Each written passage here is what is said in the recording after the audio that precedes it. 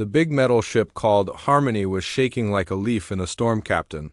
Yoon looked at all the red lights blinking on his control panel and felt his heart beating fast. Behind him 50 people sat in their seats holding on tight. Their faces were white with fear and their hands were shaking. The ship was falling through the sky of a strange planet.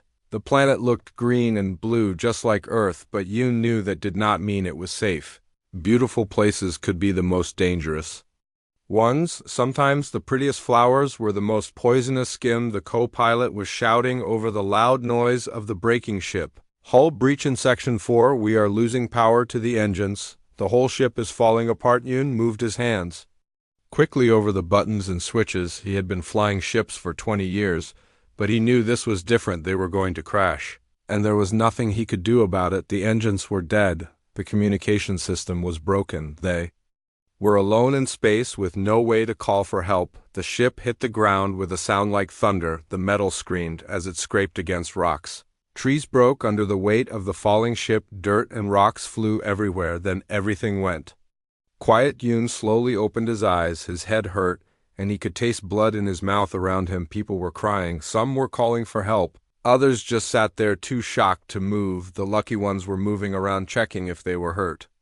The unlucky ones were not moving at all. Emergency lights flickered on and off, casting strange shadows on the walls. The ship was tilted at a weird angle and pieces of metal hung down from the ceiling like broken teeth. Some people were trapped under fallen beams. Others had cuts and bruises but were walking around in all this chaos. One man stood out. His name was Park. He was not screaming or crying or sitting still like the others. Instead, he was moving from person to person, checking if they were hurt. He helped people get free from twisted metal. He organized the survivors into groups and made sure everyone was counted. Park had been a construction engineer back on Earth. He knew how to build things and fix things. Most importantly, he knew how to stay calm when everything was falling apart while others were panicking. Park was already thinking about what they needed to do next. The ship is completely dead, Park announced after he had checked all the important systems. No power, no communication, no way to call for help, but we are alive, and that is what matters right now. Some people started crying harder when they heard this.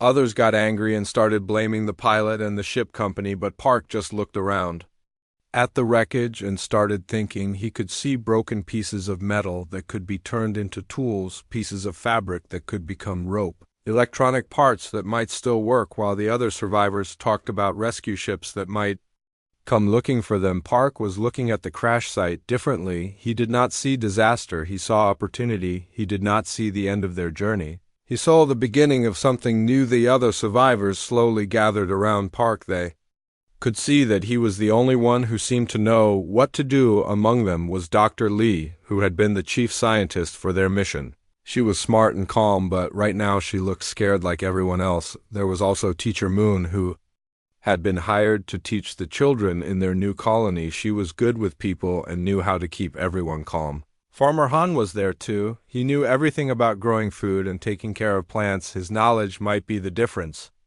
between life and death on this strange world. Mechanic Song had worked on ships and machines his whole life. He could fix almost anything if he had the right tools, but all their tools were either broken or buried under the wreckage. He looked around at the mess and shook his head. What do we do now? Dr. Lee asked. Her voice was shaking and her hands were trembling. She had always been confident and in control, but now she felt lost and afraid. Park looked at the strange landscape around them. The trees were different colors than Earth trees. The grass was purple instead of green. The sky had two suns instead of one. Everything was alien and unknown, but Park did not look afraid. Instead, he looked excited. We survive, he said simply. We adapt to this new place. We learn about this world. We build what we need to stay alive. That first night was the hardest. The temperature dropped quickly when the suns went down.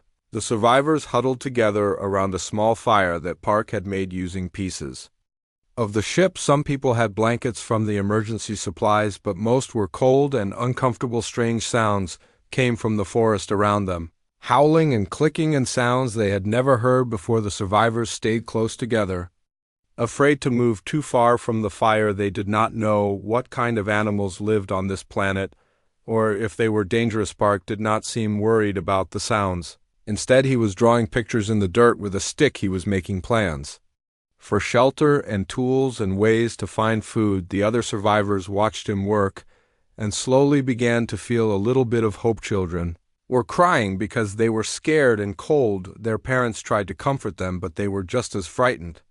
Adults who had been confident leaders on Earth now felt helpless and lost, but Park kept working on his plans. By the light of the fire, Park explained what they needed to do. First, we need shelter from the weather. We need clean water to drink. We need food to eat. We need to learn about this place and what is safe and what is dangerous. Some people argued that they should just wait for rescue ships to find them. They said that Earth would send help and they would be saved soon. But Park shook his head. He pointed to the broken communication equipment. Even if rescue ships come, it might take months or years to find us, he said.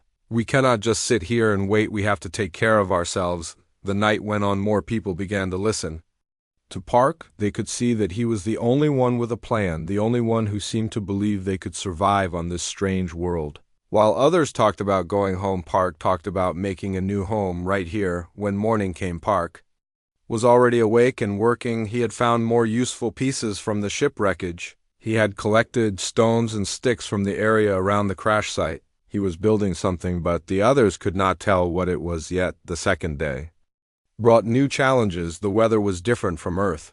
It was hotter during the day and colder at night. The air smelled strange, and some people had trouble breathing at first. But Park kept working. He had made a simple shelter using pieces of the ship hull and some fabric. It was not pretty, but it kept the rain out and held in heat. During the day, he explored the area around the crash site, looking for water and food and materials they could use. Other survivors watched Park work. Some helped him when he asked, but most just sat around the fire talking about rescue and complaining about their situation.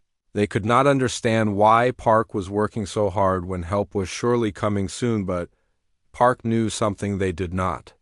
No, he knew that waiting for someone else to save them was not enough. He knew that if they wanted to survive, they had to save themselves. He knew that this strange world could become their new home if they were willing to work for it. By the end of the first week, Park had accomplished something amazing. He had built a real shelter that was warm and dry. He had found a source of clean water. He had identified some plants that might be safe to eat. He had made simple tools from ship parts. Most importantly, he had given the other survivors something they had lost in the crash. He had given them hope that they could survive, hope that they could build a new life, hope that they did not have to wait for someone else to save them. The foundation for something great was being laid, one stone at a time. 3 weeks had passed since the big crash, and the differences between the survivors were becoming very clear. Most of the people sat around the broken ship all day long.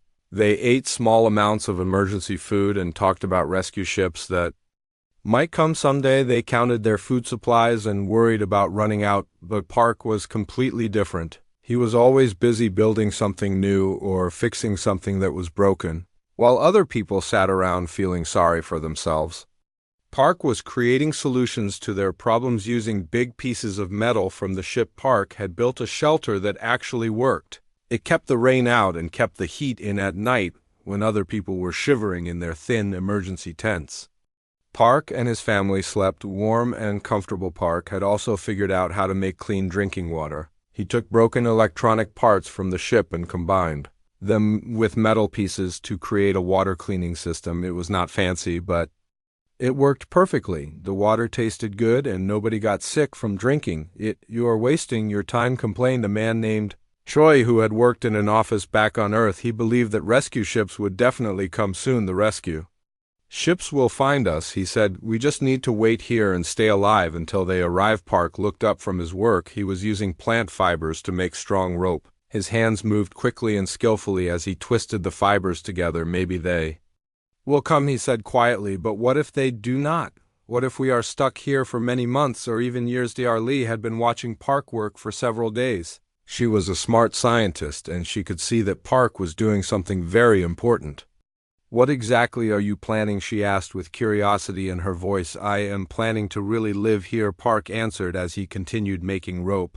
"Not just survive day by day, but actually build a good life. This planet has everything we need. There is water everywhere. Plants grow well in the soil. There are animals to hunt. There are rocks and metals we can use. We do not need to wait for other people to save us." During The next few weeks, Park vision began to become real. He convinced Farmer Han to help him plant seeds that they had saved from the ship. The alien soil was very rich and fertile. The earth plants grew much faster than anyone expected. Within days, tiny green shoots were poking up through the purple dirt. Mechanic Song had been doubtful about Park ideas at first, but when Park showed him how to make simple tools from ship metal, Song became very excited. Together they created hammers and knives and even a small furnace that could melt metal they used fuel cells from the ship to power their furnace. Teacher Moon found herself drawn to Park project when she saw how much the children were learning. The kids watched Park work and asked him hundreds of questions. They learned math by measuring wood and metal. They learned science by understanding how the tools worked. Most importantly, they learned that humans could solve any problem if they worked hard enough. But not everyone was happy with what Park was doing. A group of people led by Choi continued to believe that rescue was coming soon. They said Park work was primitive and stupid. They said he was giving up on real civilization and acting like a savage. Park did not argue with these people. He knew that arguing would not change their minds. Instead, he just kept working every day. He made his shelter bigger and more comfortable. He created a workshop where he could build better tools. He even built a small dam across a stream to control the water flow. Each success brought more people to Parkside. When they saw his warm, dry house, they wanted to learn how to build their own. When they saw his clean water system, they asked him to teach them how to make one. When they saw his growing vegetables, they realized that maybe Park was right about building a new life. Dr. Lee was one of the first to join Park. She helped him study the local plants and animals. She tested the soil and water to make sure everything was safe. She used her scientific knowledge to help Park understand how this new world worked. Teacher Moon started bringing the children to watch Park work. She realized they were learning more from him than from any school book. The children loved asking Park questions and helping him with simple tasks they were not afraid of. This new world, like the adults were, Farmer Han became Park's closest helper in growing food. He combined his knowledge of earth farming with what they learned about alien soil together. They created gardens that produced more food than the emergency supplies ever could. Even some of the people who had supported Choi began to change their minds when they saw Park's comfortable house and abundant food. They started to wonder if maybe waiting for rescue was not the best plan. By the end of the second month, Park had created something that nobody had thought possible. What had started as a simple survival camp was becoming a real community. People had jobs to do and problems to solve. They had comfortable places to live and plenty of food to eat. Park had built more than just buildings and tools. He had built hope. He had shown the other survivors that they did not have to be victims of their situation. They could take control of their lives and create something better. The settlement now had several houses, a workshop, a food storage area, and even a meeting place where people could gather to talk and plan. Park had designed everything to work together like parts of a machine. Each building served a purpose and helped support the others. Water flowed from the dam through channels that Park had dug. It irrigated the gardens and provided power for simple machines. The furnace produced tools and nails and other metal objects they needed. The workshop buzzed with activity as people learned to make things with their hands. Most importantly, the community had rules and organization. Park had not made himself the leader, but people naturally looked to him for guidance. When there were disagreements, Park helped people find solutions. When there were problems, Park helped people work together to fix them. The people who had once sat around waiting for rescue were now busy and productive. They had purpose and hope. They were building something that belonged to them, something that no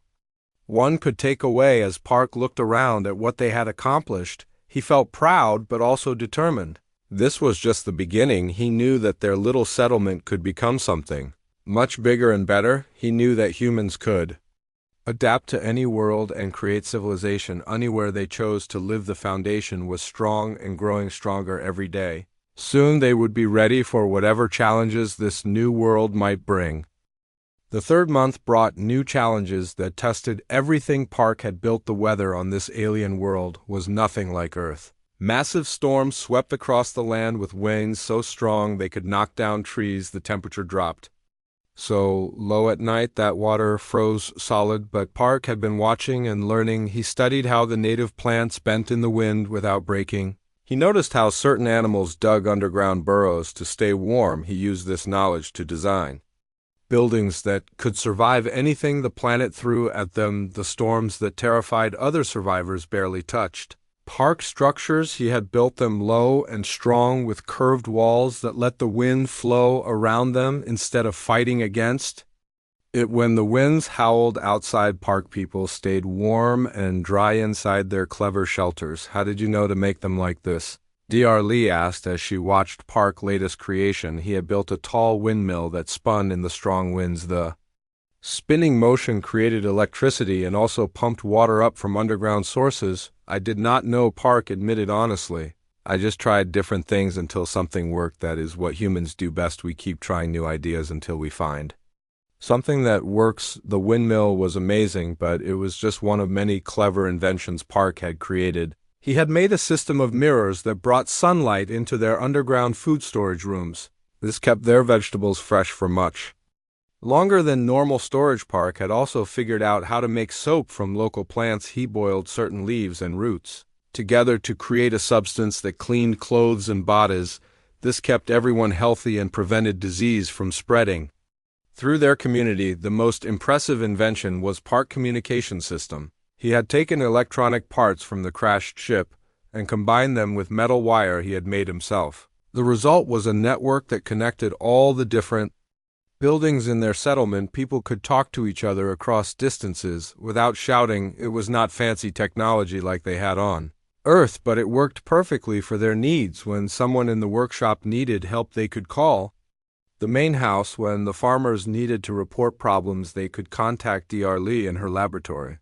The other survivors began to see that Park was not just surviving. He was actually improving their lives in ways that went beyond basic needs.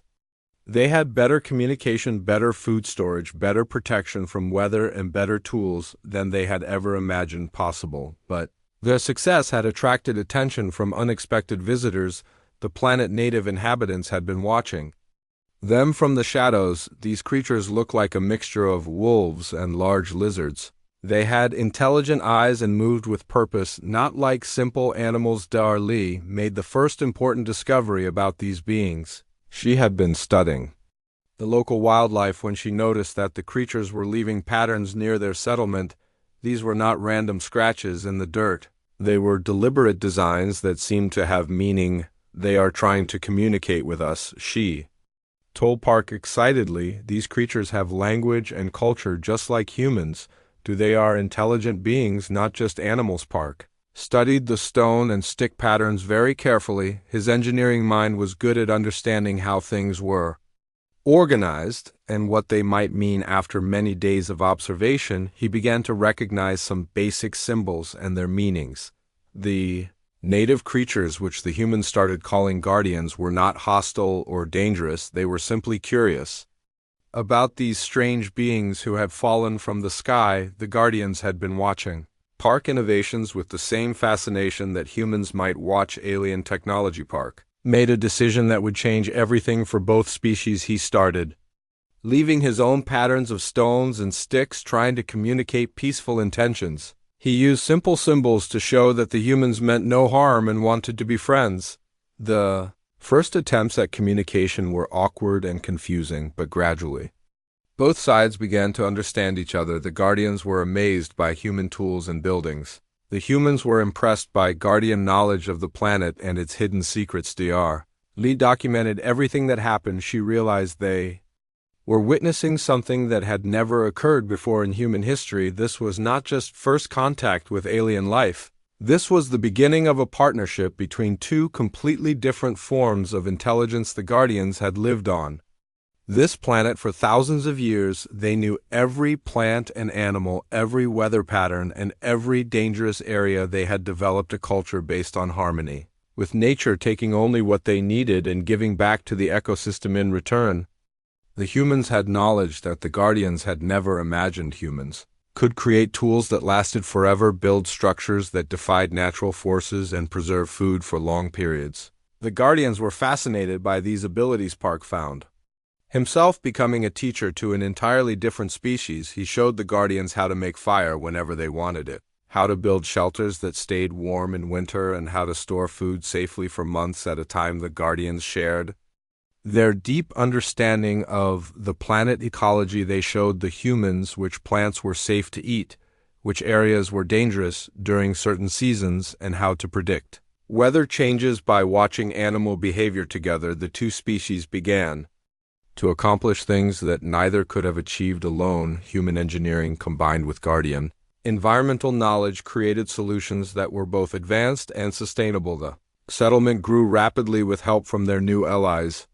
What had been a small human survival camp was now a thriving community, where two different species lived and worked together. Park had designed new buildings that incorporated both human structural engineering and Guardian environmental wisdom, but their peaceful progress was about to face a major test. Park long-range sensors made from salvaged ship parts detected something moving in the planet orbit. A spacecraft was approaching, and it was sending signals that identified it as a human rescue vessel. The news spread through the settlement like wildfire. The original survivors were filled with joy and excitement. Finally, they could return to Earth and their old lives, but as Park looked around at everything they had built, he wondered if going back was really the right choice. The rescue ship represented their old world with its familiar comforts and technologies, but their new world offered something that Earth could not provide. It offered the chance to build something completely new and different. Park had proven that humans did not need advanced technology to create wonders.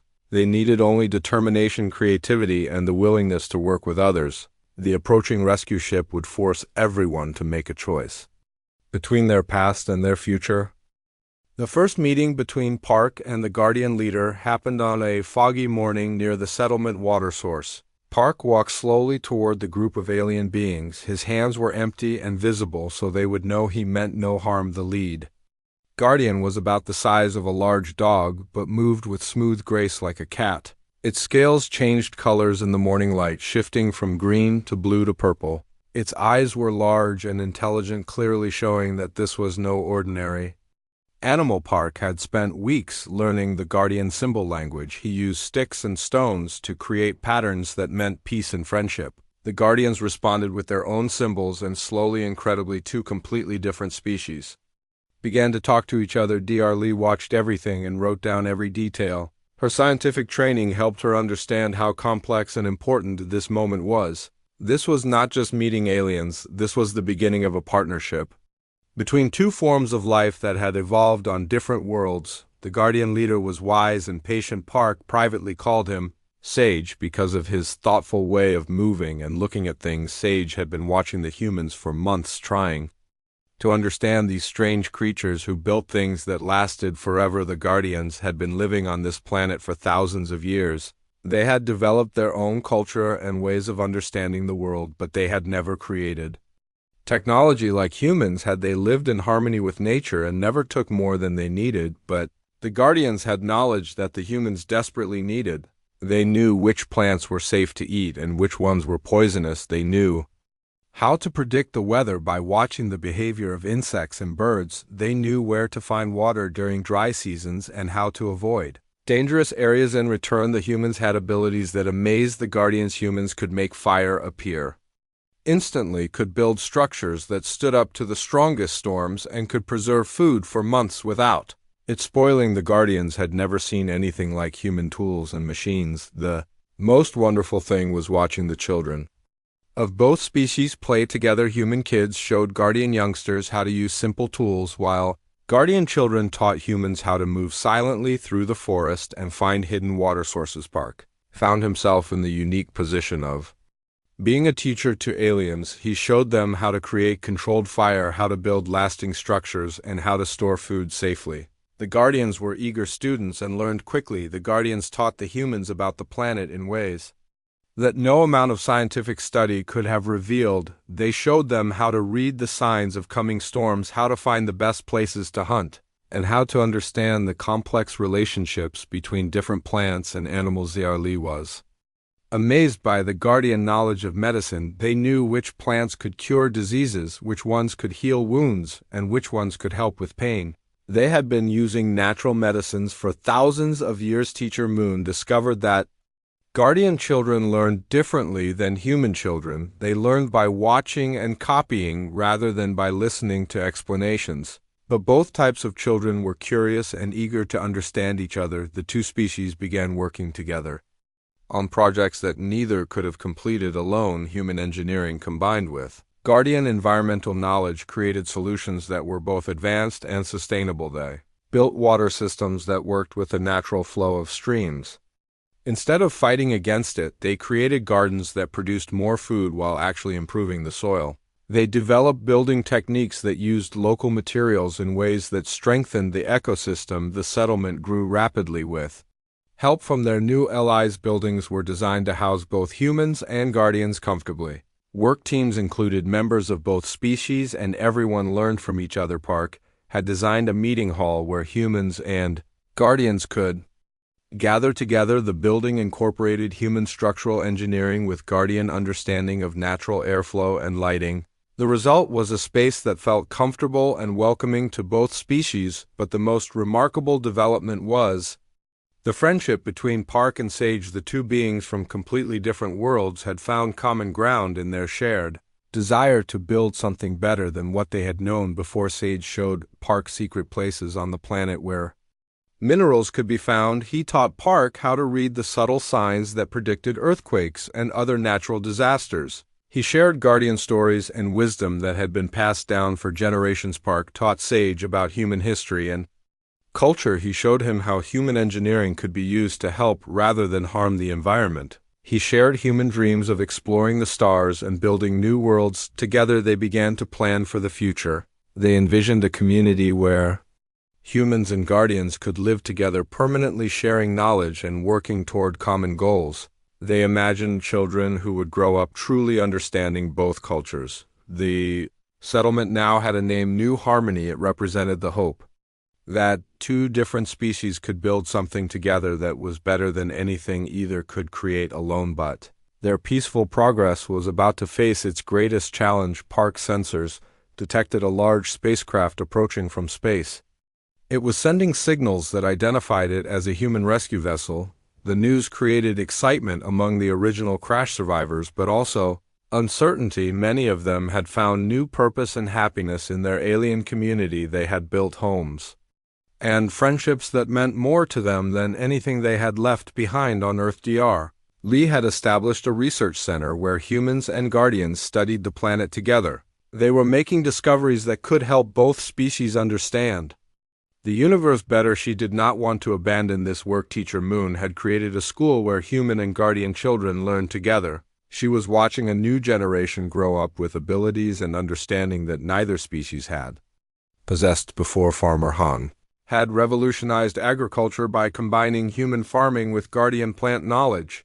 His methods produced more food while making the soil healthier. He had found his true calling on this alien world. Park looked around at everything they had built and knew that a difficult choice was coming. The rescue ship represented their old life on Earth with its familiar comforts and technologies, but New Harmony offered something that Earth could not provide. It offered the chance to be pioneers in the truest sense, to build something entirely new and different, to prove that humans could adapt to any world and create civilization anywhere they chose to live. The approaching rescue ship would force everyone to choose between their past and their future, between the safety of the known and the excitement of the unknown. Park had already made his choice, but he wondered how many others would choose to stay. The rescue ship landed with great ceremony and fanfare. Its sleek metal hull gleamed in the light of the two alien suns. Captain Yoon, who had survived the original crash, stood ready to greet their saviors. Behind him, the other survivors gathered with faces full of joy and relief, but Park stood apart from the crowd. His expression was thoughtful and calm. Beside him, Sage, the guardian leader, watched the proceedings with curious eyes. The settlement they had built together spread out around them like a testament to what two species could accomplish when they worked as one. Commander Jang stepped off the rescue ship. His uniform was clean and pressed, and his manner was very professional. He looked around at the settlement with surprise and confusion. This was not what he had expected to find. Sir, Captain Yoon reported, standing at attention. We have 52 survivors from the original crash. They have been waiting for rescue for 7 months. but as Commander Jiang looked around, he saw something that challenged everything he thought he knew about survival situations. This was not a desperate group of people barely staying alive. This was a thriving community that had built something entirely new and impressive. Who is in charge here? Jiang asked, looking around at the organized settlement and the strange alien creatures moving peacefully among the humans. Multiple voices pointed to Park, who stepped forward with calm confidence. I am Park, sir. I have been helping coordinate our survival efforts, Jiang repeated slowly as he gestured at the impressive structures around them. This looks like a permanent settlement, not a temporary survival camp. Park nodded without embarrassment. It is, sir. We have built a life here, a good life that works for everyone. The next few hours were filled with explanations and demonstrations. Jiang and his crew toured the settlement, marveling at the innovations Park had created. They saw the fusion of human technology and Guardian knowledge, the sustainable systems that provided everything the community needed. Rescue team was amazed by the cooperation between humans and Guardians. They watched human children playing with Guardian youngsters while adults of both species worked together on various projects. It was unlike anything in human history. This is remarkable, Jiang admitted to Park during a private conversation. You have accomplished something that our greatest scientists thought would take generations to achieve. Park smiled and glanced at Sage, who was demonstrating local weather prediction methods to some of the rescue crew. We had good teachers, he said simply. The Guardians have been very patient with us. But then came the question that Park had been dreading. Of course, we will need to evacuate everyone immediately. The research teams will want to study this planet properly, and the colonists need to be debriefed and returned to Earth. What if we do not want to leave? Park asked quietly. Jiang looked surprised and confused. What do you mean? I mean, what if we have found something here that is worth more than what we left behind? What if we want to stay and continue building this community? The question created a deep division among the survivors. Some people like Choi were eager to return to Earth and put this experience behind them. They had families waiting, careers to return to, and they viewed their time on the planet as a temporary ordeal that was finally over. But others, including Dr.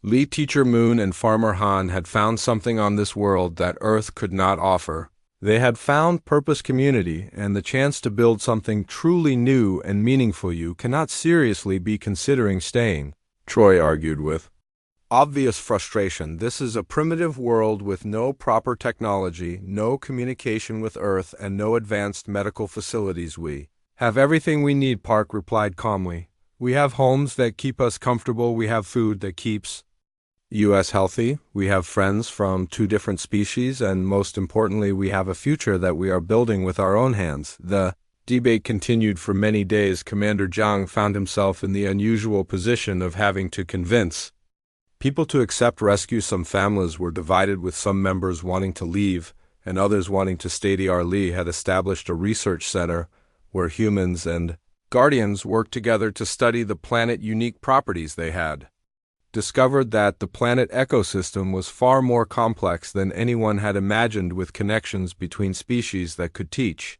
Earth valuable lessons. Teacher Moon had created a school where human and Guardian children learned together, developing a new generation that would grow up truly understanding both cultures. These children were already showing remarkable abilities, combining human creativity with Guardian environmental intuition. Farmer Han had revolutionized agriculture by combining human farming techniques with Guardian knowledge of local plants.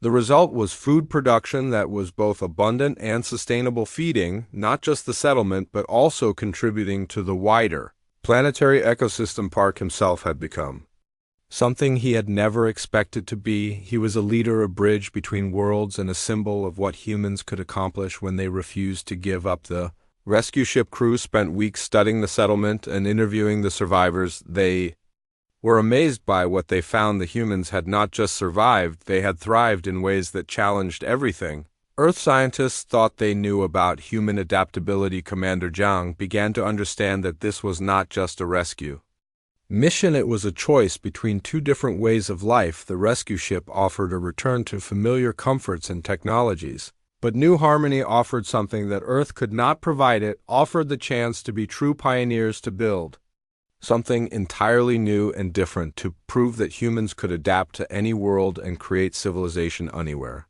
They chose to live. Some of the rescue crew members began to express interest in staying themselves. They were impressed by the community spirit and the groundbreaking work being done. They wanted to be part of this historic experiment, but the final decision belonged to each individual survivor. They had to choose between their past and their future, between the safety of the known and the excitement of the unknown. Park had already made his choice. He would stay with his guardian friends, his human community, and the life they had built together. The question was, how many others would have the courage to choose the unknown over the familiar? 6 months after the rescue ship had arrived, Park stood on the hill overlooking their expanded settlement. The choice had been made, and the results were better than anyone had dared to hope. 43 of the original survivors had decided to stay and build their new life on this alien world. The settlement now had an official name, New Harmony. It represented everything they had accomplished together. It was a place where humans and guardians lived and worked as equals, where technology and nature existed in perfect balance, and where the future was being written by people brave enough to create it. Commander Jiang had initially been skeptical about the whole situation, but he had eventually become one of New Harmony's strongest supporters. Back on Earth, he had arranged for regular supply missions, bringing new colonists who wanted to be part of this unique experiment. The new arrivals were not refugees like the original crash survivors. They were volunteers who had heard about New Harmony and wanted to help build something revolutionary. They brought skills, knowledge, and most importantly, they brought hope for the future. Dr. Lee had established a research center that was becoming famous throughout human space. Humans and Guardians worked together to study the planet's unique properties. They had discovered that the planet ecosystem was incredibly complex, with connections between species that could teach Earth valuable lessons about sustainability.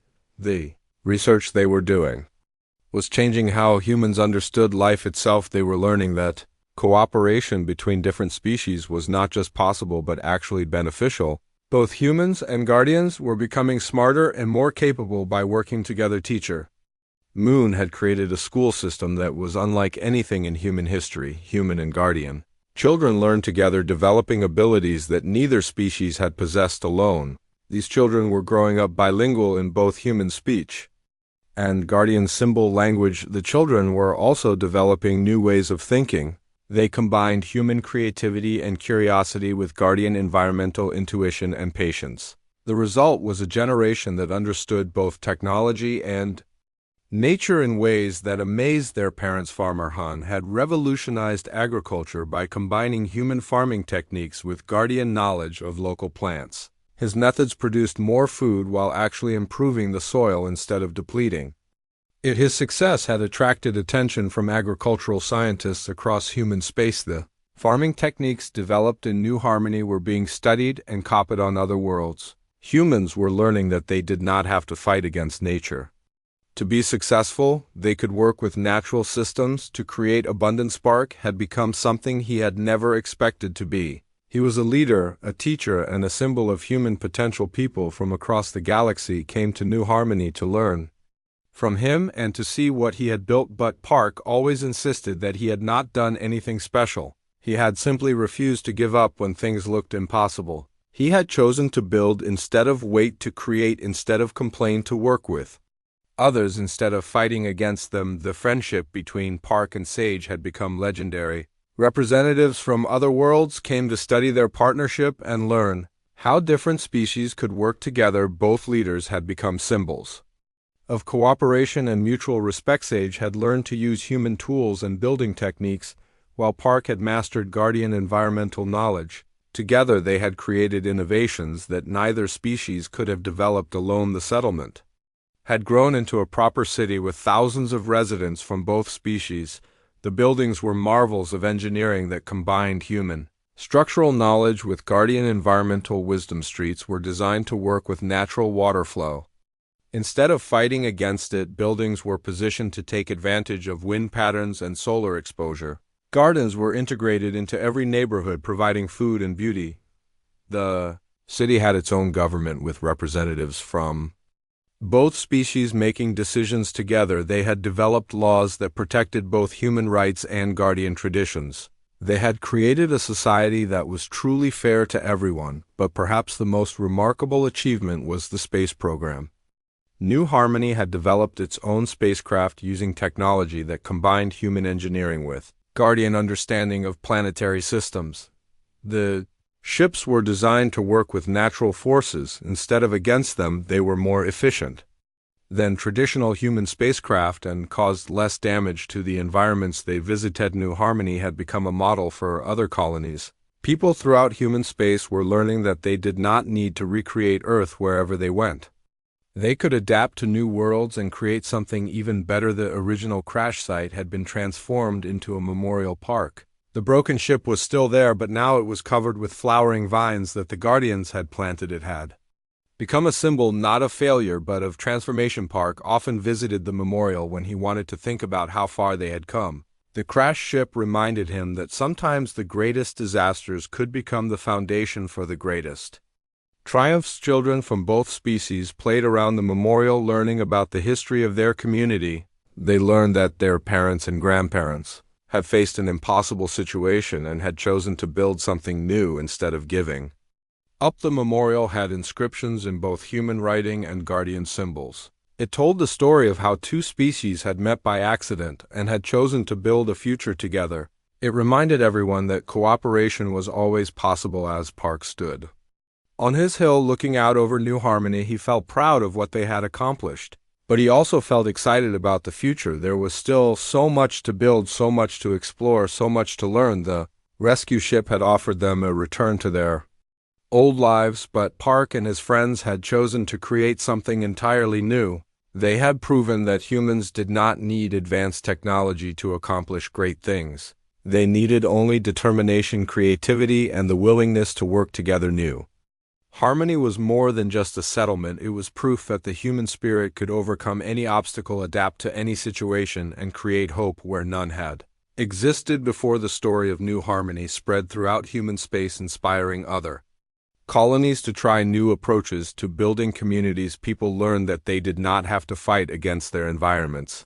They could work with them. Park had kept his promise to himself and to his people. He had built more than just shelters and tools. He had built a civilization that would last for generations. The title of their story had proven to be prophetic. No tools, no tech, no problem.